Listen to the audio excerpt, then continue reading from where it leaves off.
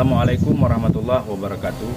Kementerian Agama Kabupaten Aceh Timur, Kantor Urusan Agama Kecamatan Penari, bekerja sama dengan Mahkamah Syariah ini telah membuka pendaftaran isbat nikah tahap keempat.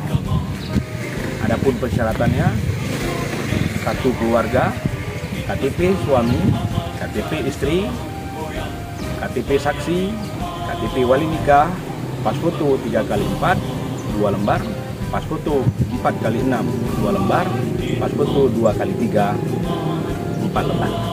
Info lebih lanjut hubungi nomor di bawah ini. Pastikan pernikahan Anda tercatat dalam lembaran administrasi negara. Pendaftaran ini dikhususkan bagi masyarakat Kecamatan Penarun, masyarakat Kecamatan Perlak, masyarakat Kecamatan Serbajadi, masyarakat Kecamatan Ratu Perlak, dan seluruh masyarakat dalam wilayah Kabupaten Aceh Timur.